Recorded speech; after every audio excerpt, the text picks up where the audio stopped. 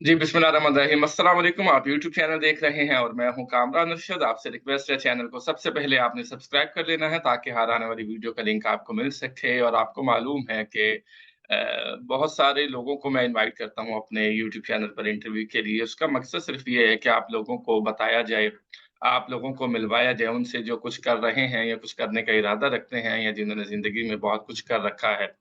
तो ऐसी ही एक शख्सियत को मैंने आज अपने इस वीलॉग में मधु का रखा है, उनका तारुफ आपसे करवाते चलें। वो ऑथर भी हैं, राइटर भी हैं, एजुकेशनलिस्ट भी हैं और बहुत कुछ हैं। और उनसे जानेंगे कि वो इतना कुछ कैसे कर लेती हैं और किस तरह से मामलात को लेकर चलती हैं और सोसाइटी में कैसे सर्व करने का इरादा रखती हैं। तो मिस रुमाना हुसैन हमारे साथ होंगी। Miss Rumana, thank you very much for joining us today. बहुत शुक्रिया आपका। बहुत शुक्रिया Kamran. Thank you. I am very please to be here. अच्छा, ये सबसे पहले आप फरमाइए। अपने बारे में बताइएगा। आपकी जो पर्सनैलिटी, जब मैंने आपकी प्रोफाइल को विज़िट किया ना, तो उसमें ज़ाहिर है एक प्रोफाइल विज़िट आपका फ़ोटो भी होता है, एक पिक्चर भी होती है। तो जब मैंने पिक्चर को देखा तो एक चाइनीज़ कोटेशन मुझे याद आई कि एक तस्वीर अपने अंदर 1000 अल्फ़ाज़ को रखती है। ठीक है? तो जब मैंने उसको ऑब्ज़र्व किया तो मुझे लगा कि आपका ताल्लुक अदब से है।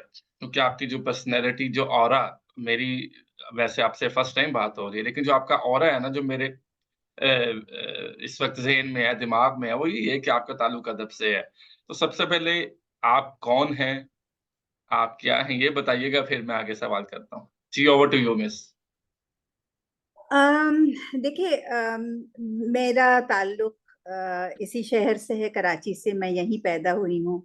और मैंने मतलब अगले महीने मेरी सालगिरह है, 72वीं। तो हाँ, इतने हैप्पी बर्थडे साल। To you. जी। तो मैंने यहीं गुजारे हैं, सिवाय 1 साल के जो मैं बाहर थी। जी। लेकिन ये कि कराची में पढ़ा, कराची में बड़ी हुई, कराची की जो अच्छाइयाँ हैं, कराची के जो मसाइल हैं, तो और हर शहर के होते हैं, हर शहर के होते हैं। हो सकता है कि हमारे हिस्से में कुछ ज्यादा आए हैं। लेकिन ये कि मेरा ख्याल है कि अगर मैं ये कहूँ आपसे कि मैंने भी अपने आप को डिस्कवर किया इतने सालों में, क्योंकि हर इंसान के अंदर, हर शख्स के अंदर बहुत सारे पोटेंशियल होते हैं, है ना।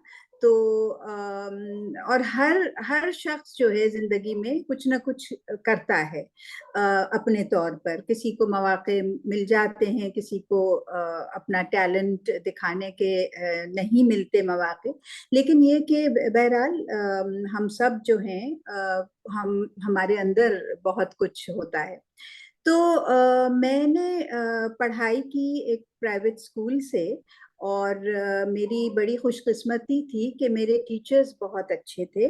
और शुरू से आर्ट की तरफ मुझे, मेरी मतलब रगबत थी मुझे। तो मेरी पहली जो आर्ट टीचर थी वो नाज इकरामुल्ला थी, शाइस्ता इकरामुल्ला साहिबा की साहिबजादी। और वो खुद आर्टिस्ट हैं, ऑटवा में, कनाडा में रहती हैं। लेकिन उस वक्त उन्होंने मुझे क्लास 2 में बहैसियत आर्ट टीचर के। और आपको पता है कि हर बच्चे को की हौसला अफजाई जो है वो बहुत उसे दूर तक ले जाती है। तो उनका एक एग्जिबिशन करना, क्लास 2, दूसरी जमात के हम बच्चों की तस्वीरें। स्कूल में एक बड़ा सा हॉल था जहां हमारे म्यूजिक होता था। पियानो टीचर एक आती थी और वो मतलब सिखाती नहीं थी हमें, वो बजाती थी और हम बच्चे गाते थे। तो उस हॉल में तस्वीरें लगाना और नाम आना और उम्र 7 साल, ये मेरे लिए इतनी बड़ी बात थी जो मैं भूली नहीं थी। मैं हुँ, बाद में आपको बताती हूँ कि फिर इन चीजों को मैंने कैसे इस्तेमाल किया, इस सीख को। हुँ, उसके बाद 5वीं जमात से मैट्रिक तक मेरी टीचर थी हसीना मोइनी। हुँ, तो हसीना आपा यानी शुरू में तो 5वीं, छठी और 7वीं, बल्कि 8वीं तक हुँ, आर्ट टीचर थी वो। और उसके अलावा फिर 9वीं और 10वीं में उस जमाने में इलेक्टिव सब्जेक्ट्स होते थे हमारे पास, तो मैंने इसलिए हिस्ट्री चुना कि क्योंकि वो पढ़ाने वाली थी 9वीं और 10वीं में हिस्ट्री। तो पाकिस्तान की उन्होंने सैर करवाई। 8 हम लड़कियां थी जो हिस्ट्री लेती थी। शायद 2-4 और भी थी, लेकिन इजाजत हम 8 लड़कियों को मिली। तो ट्रेन में बैठ के उनके साथ, और फिर उनकी भी एक टोली थी दोस्तों की जो टीचर्स ही थी स्कूल में, तो उनके साथ हम गए, लाहौर गए और पिंडी, इस्लामाबाद, टेक्सिला, मरी, वेस्ट पाकिस्तान टूर, वो हमारे स्कूल के लिए वो पहली बार हुआ था। और मेरी उम्र उस वक्त 13 साल थी। और ये यानी एक बहुत बड़ी बात थी कि कराची से निकल कर, क्योंकि उन 13 सालों में पाकिस्तान नहीं देखा था, तो वो यादें अब तक हैं बिल्कुल, यानी इस तरह जैसे कल ही की बात हो। और खुद उनकी जो शख्सियत, और फिर उन्होंने जो लिखना शुरू किया, पहले रेडियो पर उनके ड्रामे आते थे, उसके बाद वो टेलीविजन पर लिखने लगी, और हम सब जानते हैं कि कितनी शोहरत पाई उन्होंने और किस कदर प्यारी शख्सियत थी वो। तो उनका और नाज इकरामुल्लाह दोनों का ये है कि मतलब इस उम्र तक भी मेरा उनसे राब्ते में रहना, मेरा ख्याल ये एक बात है जो आपको बताती है कि टीचर्स का जो इन्फ्लुएंस होता है, और आपकी मन पसंदीदा जो मज़ामीन होते हैं, और उसके अगर अच्छे टीचर्स आपको मिल जाए तो इससे अच्छी बात नहीं हो सकती, बल्कि उनकी वजह से वो मनपसंद बन जाते है ना। बिल्कुल ठीक है। तो जी, तो मैंने रोते धोते इंटर साइंस किया, जिसमें मेरा यानी सिवाय बायोलॉजी पढ़ने के, क्योंकि जानवर और जो पौधे हैं, दरख्त हैं, उनसे मुझे बहुत लगाव है। तो बायोलॉजी तो बहुत अच्छी लगती थी, लेकिन केमिस्ट्री और फिजिक्स जो है वो कभी भी समझ में नहीं आई, ऊपर से गुजर जाती थी। मैं हमेशा से कमजोर थी। तो बहरहाल वो इंटर साइंस के बाद मुझे पता चला कि यहाँ पर एक कराची में आर्ट्स काउंसिल में central institute of arts and craft से के नाम से एक आर्ट इंस्टीट्यूट है, और वहाँ पूरा दिन का वो मतलब कोर्स है जो वो जो 4 साल है। मोहिउद्दीन जहां पर होते थे, अगर मैं गलत नहीं हूँ तो, जिया कौन साहब होते ने थे? जहां वक्त गुजारा, जिया मोहिउद्दीन ने और तलत हुसैन ने। नहीं नहीं नहीं नहीं, अच्छा, बिल्कुल वो नहीं, जगह। बिल्कुल नहीं, नहीं। उनका कोई ताल्लुक नहीं था। Art as in visual arts, not ठीक है। Performing arts. हम्म। तो सैयद अली इमाम साहब प्रिंसिपल थे उस हम्म। जमाने में, और बहुत बड़े खुद आर्टिस्ट भी थे, और पेरिस से वो सीख कर आए थे। और तो बहरहाल ये एक समझिए कि सेमी ऑटोनमस इदारा, जो अब अहमद शाह साहब आर्ट्स काउंसिल में अभी चला रहे हैं। आज तक वो आर्ट स्कूल जो है वो कायम है। तो हमारे जमाने में ये जो हमारे टीचर्स थे, तो रशीद अरशद साहब, सबिया कुरैशी, बशीर मिर्जा, नकवी साहब थे स्कल्पचर के लिए। तो फिर बाद में कुछ और लोग आए, जिनमें बहुत बड़ा नाम मेहर अफरोज का है, जो आर्टिस्ट हैं बहुत जानी पहचानी। तो इन लोगों ने हमें पढ़ाया, और 4 साल बस ऐसे गुजर गए कि हमें लगा कि मतलब और अगर 8 साल भी हम वहां गुजारते तो हम बहुत कुछ और सीखते ही रहते सबसे। तो ये वो जमाना था ना कि जब अहमद परवेज या सादिक़ैन, लैला शहजादा, ईस्ट पाकिस्तान के आर्टिस्ट, वो सब वहां पर मुसलसल लोग आते थे। शाकिर अली साहब लाहौर से आते थे। तो सब ये हमारे लिए रोल मॉडल्स थे, सारे जो आर्टिस्ट थे। तो मैंने डिजाइन में अपना ग्रेजुएशन किया, और उसके बाद फिर मेरा बस कुछ ऐसा समझिए कि ताल्लुक बन गया स्कूलों के साथ। तो मैं मैंने फिर एक स्कूल में नौकरी की एज आर्ट टीचर, और उसके बाद एक और स्कूल में की, पीसीएचएस गर्ल्स स्कूल की मैं बात कर रही हूँ। वो बहुत ही मुख्तसर मुद्दत थी, क्योंकि उसके बाद शादी हो गई। तो उस जमाने में मेरे ख्याल से 250 रुपये तनख्वाह थी। तो फिर अच्छा। मेरे मियाँ का कहना ये था कि वो ट्रांसपोर्ट पे खर्च हो जाएंगे। तो बहरहाल उसके बाद कराची ग्रामर स्कूल ज्वाइन किया, तो वहाँ बहुत अच्छी तनख्वाह थी मेरी, सही। और वहाँ पढ़ाया साल भर। उसके बाद बेटा हुआ। तो माशाल्लाह। जब बेटा हुआ तो उसकी जो पहली सालगिरह जब होनी थी, तो मुझे लगा कि मुझे अपने हाथों से कुछ बनाना चाहिए, बजाय इसके कि मैं कोई खिलौना या कोई चीज हम्म। बाजार से खरीदती। तो मैंने मेरी एक कमीज का बहुत बड़ा टुकड़ा कपड़े का बचा हुआ था। मैंने उससे एक हिप्पो बनाया, हम्म। हिप्पोपोटामस उसके लिए इतना बड़ा हम्म। बनाया कपड़े का।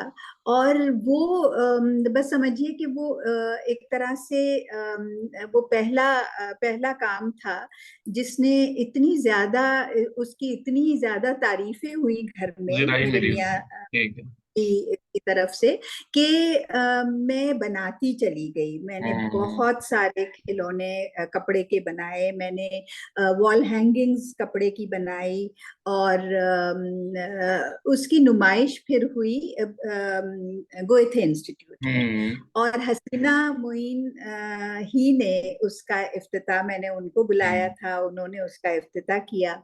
और नजमा बाबर हमारी जर्नलिस्ट होती थी, जो हेरल्ड में लिखती थी, उन्होंने हम्म। इसके बारे में लिखा। इसलिए कि जो खिलौने मिलते थे ना, और अभी तकरीबन ऐसा ही है, तो उसमें वो मुझे मुझे मेरा दिल चाहता था कि पाकिस्तानी लगे।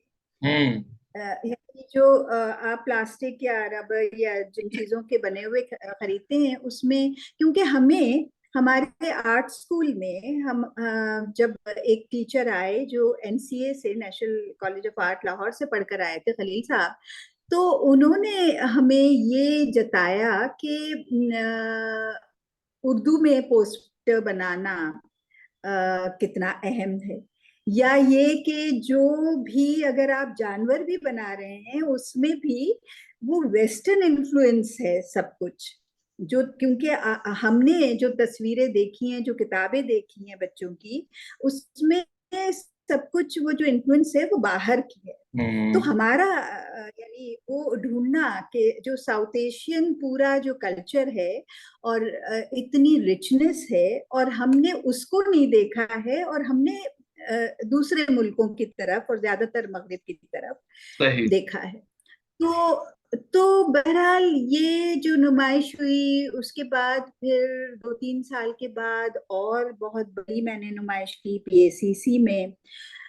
उसके बाद मुझे एक कॉन्ट्रैक्ट मिला, आगा खान अस्पताल नया नया बना था, हम्म। और वहाँ जो बच्चों का वार्ड है, तो वहाँ के जो प्रोजेक्ट आर्किटेक्ट थे वो आए देखने मेरी नुमाइश। तो उन्होंने मुझसे कहा कि वार्ड खाली पड़ा है, दीवारों पर कुछ नहीं है, और हम्म। हम चाहते हैं कि ये जो कपड़े से आप बनाती हैं, तो ये फैब्रिक आर्टवर्क्स जो है वो पूरे वार्ड के लिए। तो उन्होंने मुझे कॉन्ट्रैक्ट दिया और मैंने 55 वो बनाए। वाह। उसके बाद जी, उसके बाद इतने सालों के बाद, उस बात को पता नहीं हो गए होंगे 35-40 साल, तो उसके बाद मैं जंप कर रही हूँ, लेकिन मैं पिछले साल की तरफ आ रही हूँ कि मुझे दोबारा आगा खान अस्पताल ने अप्रोच किया, और हम्म। उनकी एक नई इमारत बनी है women and child health centre के हम्म। नाम से। तो फर्स्ट फ्लोर पे सारा वो बच्चों का है। वो एक तरह से आउट पेशेंट है, क्योंकि वार्ड हम्म। जो है वो तो उसमें दाखिल होते हैं बच्चे, लेकिन ये आउट पेशेंट है। तो उसके लिए उन्होंने मुझसे दरखास्त की, क्योंकि एक जो उनकी जो वो हैं सीनियर डॉक्टर हैं, डॉक्टर शनाज इब्राहिम, उन्होंने मेरा काम देखा हुआ था और उनको याद था, क्योंकि वो वाले जो हैं वो कोई 25 साल वहाँ लगे रहे थे हम्म। वार्ड में। ठीक है। और उसके बाद उन्होंने उतारा था। तो मैंने दोबारा मतलब बनाया, कोई 30 बनाए हैं मैंने, और उसका इनॉग्रेशन अभी अक्टूबर या नवंबर में हुआ बहुत ही है, जनवरी जबरदस्त में। आप काम कर रही, इतना काम आपने किया है। अच्छा मुझे ये बताइएगा रुमाना नहीं साहिबा, तो किसी भी, जी अगर जी हमने कुछ बनना हो लाइफ में तो कोई ना कोई इंस्पिरेशन होती है, और आप डिस्कवर करते हैं खुद को कि यार फलां मेरे टीचर ने या मेरे पेरेंट्स ने मुझे कहा कि यार तुम्हारे अंदर ये एबिलिटी है। अच्छा मेरी जी फील्ड चूंकि कस्टमर सर्विसेज रही है, लेकिन मुझे मेरी बहन ने कहा कि तुम अच्छा बोलते हो तो एंकरिंग साइड पर आ जाओ। वो आरजे थी रेडियो पे, फिर रेडियो पे चला गया और पीटीवी भी कर लिया। अब आपके साथ आप जैसे लोगों का इंटरव्यू करता हूँ, सीखता हूँ। अच्छा आपकी इंस्पिरेशन क्या थी? वो कौन सा ऐसा लम्हा था जब आपने खुद को डिस्कवर किया कि आप आर्ट के लिए बनी? मैंने बताया ना कि मैं जब यानी ये तो मैंने अभी बात ही इसीलिए शुरू की थी अपने टीचर्स से। तो वो जो टीचर्स मेरे इतने अच्छे थे आर्ट के, हाँ, कि वो मेरे मेरे लिए वो बहुत इंस्पायरिंग थे। रोल मॉडल हो गए, और ठीक है। बिल्कुल बिल्कुल रोल मॉडल थे। और जो जिन मजामीन के टीचर्स आपको अच्छे नहीं मिलते, उनसे आप फिर दूर भागते हैं, है ना। हम्म। तो ये एक फितरी बात है। तो हम्म। बहरहाल वो जो अस्पताल के लिए मैंने जो कुछ काम किया था 80s में, तो उन्होंने फिर चंद उसमें से डिजाइन लेके उसके ईद कार्ड या पता नहीं न्यू ईयर कार्ड, मुझे याद नहीं, बहरहाल उन्होंने वो छापे। तो हम्म। आबान जो हैं इसकी आईयूसीएन को हेड करती हैं, तो उन्होंने हम्म। ये देखा, जो international union of conservation of nature and natural resources, तो बाथ आइलैंड में दफ्तर है, और अब मूव हो गया है बहुत रिसेंटली। तो उन्होंने मुझे फिर बुलाया कि हम एक बहुत बड़ा म्यूरल चाह रहे हैं, इसी में कपड़े ही में पाकिस्तान के जो इंडेंजर्ड जानवर हैं और चंद फ्लोरा भी, तो वो बनाए। तो उसके लिए बाकायदा मुझे तहकीक करनी पड़ी, उनके पास बहुत अच्छी लाइब्रेरी है। तो वो जानवर यानी हमारे पहाड़ों से जो बर्फानी पहाड़ हैं वहां से लेकर, और हमारा जो समंदर है वहां तक। तो मैंने उसको कंसीव इस तरह से किया कि दरमियान में इंडस रिवर जो है हमारा, वो दरियाए सिंध बहता है, हम्म। और जो प्रोविंसेस हैं, तो एक तरह से एक, अगर आप नक्शे को पाकिस्तान के वर्टिकल इमेजिन करें, तो वहां फिर वो जानवर जो हैं वो फिट हुए। तो वो 16 फुट ऊंचा वो हम्म। मॉडल मैंने कपड़े से बनाया, और वो वहां लगा उनके दफ्तर में। एट्रियम है, तो ऊपर तक, यानी नीचे से शुरू होके ग्राउंड फ्लोर से वो फर्स्ट फ्लोर तक वो था म्यूरल। उसके बाद उनके डायरेक्टर जनरल स्विट्जरलैंड से आए ओपनिंग पे उसकी, तो उनको बहुत अच्छा लगा। उन्होंने मुझसे फरमाइश की कि मैं रिटायर हो रहा हूँ, तो स्विट्जरलैंड के लिए, हमारे हेडक्वार्टर्स के लिए आप बना दें। और वो हम्म। कुछ भी वर्ल्ड ऑफ नेचर उसको मैंने नाम दिया था। तो हम्म। मैंने 10 फुट बाय 10 फुट उनके लिए बनाया। तो हम्म। ये तो एक तरह से एक आर्ट तसलसल ही की बरकरार मेरी रहा। जो तालीम थी, हम्म। लेकिन दूसरी तरह से मैं इस्तेमाल कर रही थी उसे। फिर जब मैंने एक स्कूल, एक नया स्कूल था बिल्कुल, और जब मुझे ऑफर आई कि वहाँ आर्ट टीचर की ज़रूरत है, और मैंने उस स्कूल में आर्ट टीचर की हैसियत से मैंने ज्वाइन किया, लेकिन जल्द ही फिर मैं वहाँ की हेड बन गई, हेड हम्म। मिस्ट्रेस बन गई। हम्म। तो 10 साल मैंने वहाँ काम किया, जिसमें से 1 साल मैं सीनियर स्कूल में एज वाइस प्रिंसिपल चली गई। लेकिन उन 10 सालों में मैंने ये किया कि मैं चाह रही थी कि ये स्कूल बिल्कुल हटकर हो, हम्म। बिल्कुल यानी आउट ऑफ द बॉक्स जिसको कहते हैं ना, हम्म। सोचना, और हम्म। तालीम को हर उस जगह का तरह एक से नया देख। व्यू है। जी, कि बच्चों को किस तरह से उसमें दिलचस्पी कैसे दिलाई जा सकती है, टेक्स्ट बुक से किस तरह से हटाकर और कैसे तालीम हो सकती है। जरूरी हम्म, नहीं है कि टेक्स्ट बुक में चिपके रहें और टेस्ट हम्म, और एग्जाम में फंसे हम्म, रहें, बल्कि किस तरह से एक हैंड्स ऑन एजुकेशन का मतलब जो है वो बिल्कुल कुछ और है। वो एक मुख्तलिफ सोच थी। तो उस तरह से फिर मैंने बहुत सारे इनोवेशंस किए उस स्कूल हम्म, में। और वहीं पर शुरू ही में एक बुक ग्रुप के नाम से एक इदारा कायम किया। हम्म, और तो मैं उसकी को फाउंडर हूँ। और सही, हमने बेशुमार किताबें बच्चों की बनाई, जो बहुत सारी मैंने लिखी, कई मैंने इलस्ट्रेट की। तो जब मैं इलस्ट्रेट करती थी तो मैं फिर उन तस्वीरों को मैं अपनी हर किताब में एक ही स्टाइल नहीं चाह रही थी। मेरा दिल चाहता था कि हर किताब जो है वो अलग अलग, ये छाप ना हो कि ये रोमाना हुसैन ने बनाई है, बल्कि उसके इलस्ट्रेशंस मैं अपने आप को डिस्कवर कर रही थी, मैं अपने हम्म, आर्ट को डिस्कवर। तो बिल्कुल मैंने ठीक, फोटोग्राफी के जरिए भी किया काम, मैंने कपड़ों के जरिए भी की कपड़े के जरिए भी किया। मैंने जो आर्ट मटेरियल मुख्तलिफ जो होते हैं कि मार्कर पेन भी है और वाटर कलर्स भी हैं और पोस्टर भी हैं और पेंसिल कलर्स भी हैं और हर तरह के, तो उनमें मैंने काम किया। सही, तो कई किताबें इस तरह से की। तो बहरहाल फिर मैं 4 साल बुक ग्रुप की डायरेक्टर रही, वरना तो इतने साल मैंने एज वॉलंटियर काम किया। मैंने उसकी पहला टीचर्स मैनुअल बनाया कि ये कहानी की किताबें किस तरह से क्लासरूम में लाई जाएं और बाकायदा करिकुलम का हिस्सा बने और पढ़ाई जाए। तो हम्म, क्योंकि उर्दू बच्चे नहीं पढ़ना चाहते थे, वो इतनी बोरियत महसूस करते थे। जो टेक्स्ट बुक थी और ब्लैक एंड वाइट तस्वीरें थी थोड़ी बहुत टेक्स्ट बुक्स में। तो मैंने चाहा कि इसको हम कैसे हम इस रवैये को बदलें। और ट्रेनिंग मैंने फिर पाकिस्तान के दूसरे शहरों में भी जाकर की। हम्म, सबसे पहले आपको स्कूल के जो प्रिंसिपल होते हैं उनको कन्विंस करना होता जी है, हाँ, हेड्स को बिल्कुल। कन्विंस, है ना।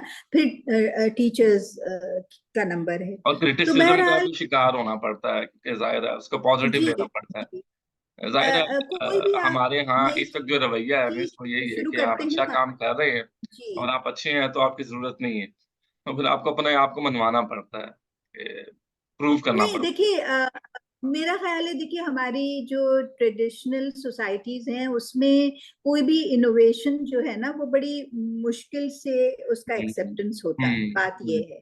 तो हम्म, टीचर्स भी जुड़े रहते हैं टेक्स्ट बुक के साथ, और उनको बस होता है कि ठीक है ये सिलेबस आया हुआ है, ये खत्म करवानी है किताब, या इसमें से जो जो असबाक हैं वो पढ़ाना है, नीचे क्वेश्चन आंसर लिखे हुए हैं, उनकी जान को भी ज्यादा अजाब नहीं होता। और वो मतलब एक जो लकीर के फकीर जिसको कहते हैं कि आप उसी डगर पे चलना चाहते हैं। तो मैं ये चाह रही थी, तो टीचर्स मैनुअल के जरिए फिर ये था कि उनको बाकायदा लेसन प्लान्स मिल रहे थे ना, कि हम्म, आज आप इस तरह से इस कहानी को इस्तेमाल करें, ये बताइए, इससे लैंग्वेज डेवलपमेंट कैसे हो सकता है और बाकी चीजों की जो को बच्चे किस तरह एक्सप्लोर कर सकते हैं इस कहानी के जरिए। सही तो है। बहरहाल वो सब किया। और उसके बाद फिर मैं वहां से अलग हो गई, कई वजूहात थी। और फिर मैंने ज्वाइन किया एक NGO, children's museum for peace and human rights के नाम हम्म, से। उसका पहले नाम था ह्यूमन राइट्स एजुकेशन प्रोग्राम। तो सही, मेरे लिए ये था कि उस वक्त भी स्कूल्स के साथ काम था, बच्चों के साथ काम था। तो ठीक। वो सिलसिला जो है बच्चों के साथ वो मेरा बरकरार रहा। तो अच्छा, उसमें हम ये बताइएगा कैंपेन। रुमाना साहिबा, एक सवाल मेरे ज़हन में आ गया आपकी गुफ्तगू से। जो आर्ट से वाबस्ता लोग होते हैं, जरूर। देखा भी है और सुना भी है कि ये बड़े सेंसिटिव होते हैं। वो उनकी ऑब्जर्वेशन बहुत अच्छी होती है, तो वो सेंसिटिव होते हैं और होते हैं, तो इसकी क्या वजह है? अम, देखिए आप चाहे आर्टिस्ट हो, चाहे राइटर हो, चाहे एक्टर हो, चाहे जितने भी ये फनून लतीफा हैं, और साइंटिस्ट भी, क्योंकि देखिए इमेजिनेशन जो है ना अगर साइंटिस्ट के पास वो ना हो, तो आज जैसे आप और मैं बैठ के ये बात कर रहे हैं जूम पे, या हमारा मोबाइल फोन है, या हजार जो तख्लीकात हैं, वो मुमकिन ही नहीं थी, है ना। अगर लोग सोच नहीं सकते थे कि ये चीज बन सकती है, तो वो भी एक आर्ट है ना। तो जी। साइंस और आर्ट में कोई ज्यादा उस तरह से फर्क नहीं है। लेकिन मेरा ख्याल है हर शख्स सेंसिटिव तो होता है, कोई ज्यादा होता है, कोई कम होता है। जहां तक ये बात है कि आर्टिस्ट बहुत सेंसिटिव होते हैं, वो एक ठप्पा लग गया है उनपे, और वो खुशी खुशी उसको एक्सेप्ट करते कबूल हैं। भी करते हम्म। हैं। लेकिन लेकिन ऑब्जर्वेशन मेरा उनकी आम इंसान से ज्यादा जी, होती है। और जी हाँ, लेकिन मैं लेकिन एक वही आपसे शायर है, बात वो कर बस रही में बैठा जा रहा है, तो वो बस में बैठ के थी। पूरी गजल उसने लिख दी है।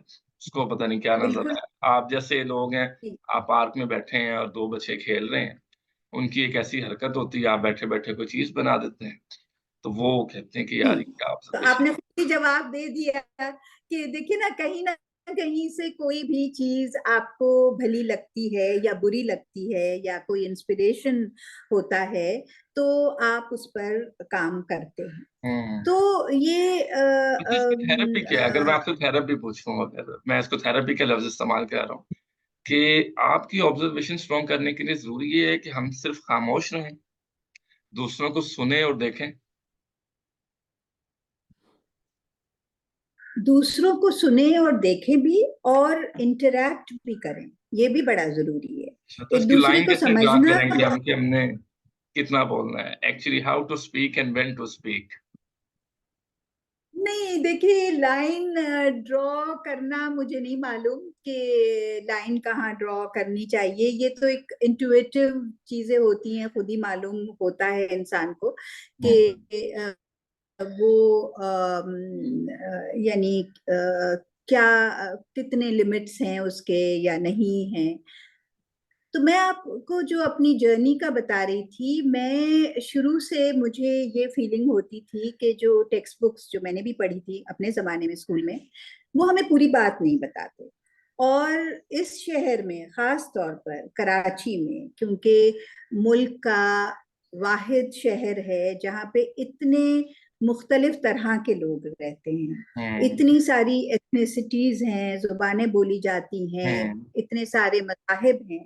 हम्म। तो मेरा बहुत दिल चाहता था कि मैं उन लोगों के पास जाऊं, घर घर जाऊं, और उनके बारे में ये सब मैं डॉक्यूमेंट करूं। हम्म। उनके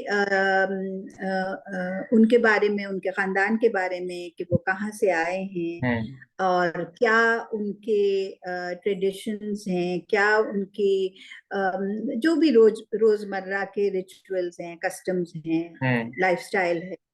तो मैंने एक किताब लिखी, हम्म। अंग्रेजी में है वो किताब, उसका नाम है कराची वाला, a subcontinent within a city. हम्म। और उसमें कोई 64 मैंने इंटरव्यूज किए, हम्म। और शहर के तूलो अर्ज में, और हर तरह के इनकम ग्रुप्स, यानी जो बहुत ज्यादा गरीब तबका वो भी है उसमें, और जो खाते पीते लोग हैं वो भी हैं, मिडिल क्लास भी है। तो हम्म। और मुख्तलिफ मजाहिब हैं, और मुख्तलिफ, और जो जो जाहिर है ज्यादातर मुसलमान हैं, हम्म। लेकिन मुसलमानों में भी कितनी डाइवर्सिटी है, हम सब एक से नहीं हैं। तो ये भी बताना बड़ा जरूरी था, और मेरा मकसद उस किताब को लिखने का यही था कि एक तरह से हम आईना देखें कि हम नहीं हैं एक जैसे, और होना भी नहीं चाहिए, हम क्यों हो। सब हम्म। देखे ना, कितनी मोनोटनी हो जाएगी अगर हम सब एक जैसे नजर आए, सही। है ना। बिल्कुल ठीक बात है। वही पहनावा हो, और वही सब कस्टम्स हो, और हम्म। सारी बातें वही हो। तो ये जो खूबसूरती है, वो है तनव्वुर में। हम्म। और उस रंगारंगी को अप्रिशिएट करना, उसको समझना कि ये हमारे लिए बहुत अच्छी बात है। तो उनसे फिर जाहिर है जब आप बातचीत करते हैं तभी लोगों को समझते हैं, वरना आप उनको परे रखते हैं, दूर रखते हैं, आप कहते हैं कि नहीं वो गलत है, जी। हम जो जो फॉलो हम्म। कर रहे हैं वो सही है, क्योंकि आपने कभी उनको जानने की कोशिश ही हम्म। नहीं की और ना एक आपके लंबी हिसाब जर्नी को है कुछ आपकी ऐसा लाइफ में जो मुझे मालूम हुई है। I must say it's a long journey you have spent in this society and you have done a lot of work for the nation, नहीं, for the society. देखिए शौक शौक है मुझे लोगों को जानने का। तो फिर मैं इस किताब के बाद, और उसकी बड़ी किताब की पजीराई हुई, बल्कि अब कॉपीज भी नहीं बची हैं, सब बिक गई, और बहुत लिखा गया, टेलीविजन इंटरव्यूज हुए, रिव्यूज हुए, बाहर भी मुझे रेडियो शिकागो ने इंटरव्यू किया, हम्म। हम्म। फिर मुझे वहाँ क्या कहते हैं शंघाई में इसकी हम्म। टॉक हुई इस हम्म। किताब के बारे में, एम्स्टरडेम में हुई, नेदरलैंड्स में बुलाया गया। तो मुझे लगा कि ठीक है, सब ये मेरी जो मेहनत थी वो वसूल हुई है, और जी। लोग भी जान रहे हैं कि कराची जो है वो किस किस्म का शहर है। बिल्कुल ठीक। उसके बाद में सड़कों पे जो काम करते हैं ना लोग, मैं उनको डॉक्यूमेंट करना चाहती हूँ। हम्म। तो फिर अगली किताब मैंने लिखी, street smart hmm. Professionals on the street. तो उसमें भी इत्तेफाक से 64 ही लोग हैं जो मुख्तलिफ किस्म के काम करते हैं, चाहे वो हम्म। सड़क काटने वाला मजदूर हो, चाहे वो छुरी तेज करने वाला हो, चाहे वो गन्ने का रस निकालने वाला हो, मोची हो। तो इस किस्म के बेशुमार लोग, जैसे मैंने कहा 64 लोग। तो मैंने और मैं आपको वो बताऊं, भी अंग्रेजी मेरा में अभी। ख्याल है औरत होना एक बहुत, नहीं मैं कह रही थी औरत होना एक बहुत पॉजिटिव चीज है मेरे इस हम्म। काम की। हद तक मैं कहूंगी कि मेरे लिए कोई रुकावट नहीं जी चीज जी। बनी। मैं अपने गले में कैमरा टांग के और लोगों के पास जाती थी, उनसे बात करती थी, उनको बताती थी कि ये किताब के लिए है, तस्वीरें लेती थी।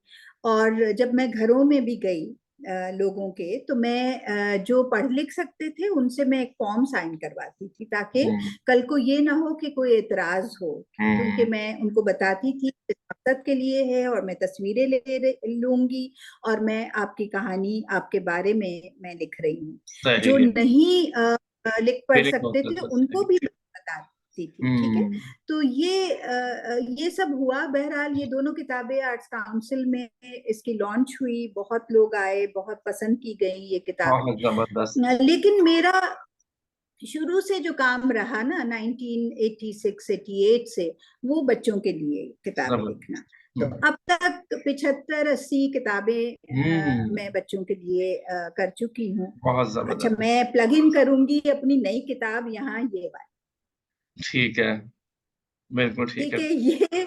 ये अभी आई है, और ईद के दिन ही बल्कि प्रिंटर ने मुझे ला कर दी है, तो मेरी ईद हो गई। ये अच्छा और हो गया कि देखने वाले ये जो है ना इसको चेक कर सकेंगे, उसको परचेज कर सकेंगे। जी, तो ये ट्रेवल्स विद खाला जो है, जी। ये मेरा बहुत दिल चाहता था कि पाकिस्तान यानी कराची से लेके और हमारे जो पहाड़ी मकामात हैं, जो बर्फीले पहाड़ हैं, हम्म। वहां तक की सैर हो। तो ये खाला निकली हुई हैं अपने भांजे और भांजी को हम्म। लेकर, हम्म। और वो पूरा पाकिस्तान, सारे सूबे, सब कुछ। और मेरा एम्फिसिस इसमें हेरिटेज पे था। मैं चाहती थी कि बच्चों को उन मकामात से भी और इस चीज की एक उनके अंदर एक प्राइड हो कि पाकिस्तान में कितना बहुत कुछ है। इतना बहुत तो कुछ है।